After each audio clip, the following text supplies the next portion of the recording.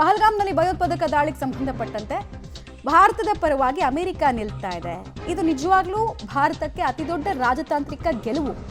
ನೋಡಿ, ಅವ್ರು ಹೇಳಿದ್ದಾರೆ, ಭಾರತ ಭಯೋತ್ಪಾದನೆಯ ವಿರುದ್ಧ ನಿಲ್ಲಬೇಕು. ಆ ಪ್ರಯತ್ನಗಳನ್ನು ಬೆಂಬಲಿಸೋಕೆ ನಾವು ಎಲ್ಲ ಪ್ರಯತ್ನವನ್ನು ಮಾಡ್ತೇವೆ. ಅಂದರೆ ನಿಮ್ಮ ಸಪೋರ್ಟಿಗೆ ನಾವಿದ್ದೀವಿ ಅಂತ. ಭಯೋತ್ಪಾದನೆ ವಿರುದ್ಧ ಭಾರತದ ಹೋರಾಟಕ್ಕೆ ಟ್ರಂಪ್ ಸರ್ಕಾರ ಸಹಾಯವನ್ನ ಮಾಡುತ್ತೆ.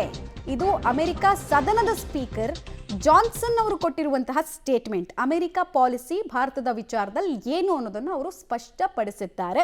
ಇದನ್ನ ಅತಿ ದೊಡ್ಡ ರಾಜತಾಂತ್ರಿಕ ಗೆಲುವು ಅಂತ ಬಿಂಬಿಸಬಹುದು.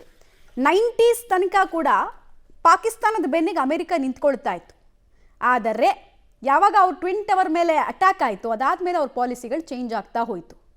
ಈಗ ಕ್ಲಿಯರ್ ಕಟ್ ಆಗಿ ಅಮೆರಿಕದ ಸಪೋರ್ಟಿಗೆ ನಾವಿದ್ದೀವಿ ಅಂತ ಅಧ್ಯಕ್ಷರು ಹೇಳಿದ್ರು, ಉಪಾಧ್ಯಕ್ಷರು ಹೇಳಿದ್ರು. ಈಗ ಸ್ಪೀಕರ್ನ ಸರದಿ.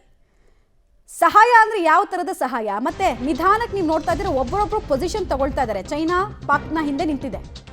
ವಿಶ್ವಸಂಸ್ಥೆಯಲ್ಲಿ ಪಾಕಿಸ್ತಾನಕ್ಕೆ ಚೀಮಾರಿ ಹಾಕೋ ಕೆಲಸ ಆಗಿದೆ. ಯಾರು ಹಾಕದೇ ಇರೋದು ಯಾರು? ಅವರಿಗೆ ಪಹಲ್ಗಾಮ್ ಉಗ್ರ ದಾಳಿಗೆ ಹೊಣೆ ಯಾರು ಅಂತ ಅಲ್ಲಿ ಕೇಳಲಾಗಿದೆ. ಧರ್ಮ ಕೇಳಿ ಉಗ್ರ ದಾಳಿ ಬಗ್ಗೆ ಕೂಡ ಕಠಿಣ ಪ್ರಶ್ನೆಗಳನ್ನು ಕೇಳಲಾಯಿತು. ಮಾನ ಮರ್ಯಾದೆ ತೆಗೆಯೋ ಕೆಲಸ ಆಗಿದೆ. ಬಟ್ ಮಾನ ಇದ್ರಲ್ವ ಅವರಿಗೆ. ಭಾರತದ ಜೊತೆಗೆ ಸಂಬಂಧವನ್ನು ಸರಿಪಡಿಸ್ಕೊಳ್ಳಿ ಅಂತಿದ್ದಾರೆ.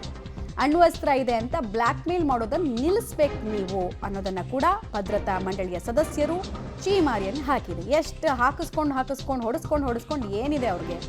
ಏನೂ ಇಲ್ಲ. ಅವ್ರು ಕಳ್ಕೊಳೋದಕ್ಕೂ ಏನೂ ಇಲ್ಲ, ಮರ್ಯಾದೆನೂ ಏನೂ ಇಲ್ಲ. ಒಂದು ಇನ್ಸಿಡೆಂಟ್ ಆಗಿದೆ ಅಷ್ಟೇ. ಇಷ್ಟು ದಿವಸ ವಿಶ್ವಸಂಸ್ಥೆ ಮನೆ ಬಾಗಿಲು ಕಾಯೋ ಕೆಲಸವನ್ನು ಪಾಕಿಸ್ತಾನ ಮಾಡ್ತಿತ್ತು. ನಮ್ದೇನು ತಪ್ಪಿಲ್ಲ, ದಯವಿಟ್ಟು ನಮ್ಮನ್ನು ರಕ್ಷಿಸಿ ಅಂತೆಲ್ಲ ಹೇಳೋ ಕೆಲಸವನ್ನು ಮಾಡ್ತಿತ್ತು. ಬಟ್ ಪರಿಸ್ಥಿತಿ ಈಗ ಹಾಗಿಲ್ಲ. ಭಾರತದ ಜೊತೆಗೆ ಬಯಸದೇ ಇದ್ರು ನಿಲ್ಲಲೇಬೇಕಾದ ಸ್ಥಿತಿ ಎಲ್ರಿಗೂ ಇದೆ. ವಿಶ್ವಸಂಸ್ಥೆ ಕೂಡ ಹೊರತಾಗಿಲ್ಲ. ಭದ್ರತಾ ಮಂಡಳಿಯಲ್ಲಿ ಭಯೋತ್ಪಾದನೆ ವಿರುದ್ಧ ಎಲ್ಲರೂ ನಿಲ್ಲಬೇಕು ಅಂತ ಡಿಸಿಷನ್ ತಗೊಂಡಿದೆ.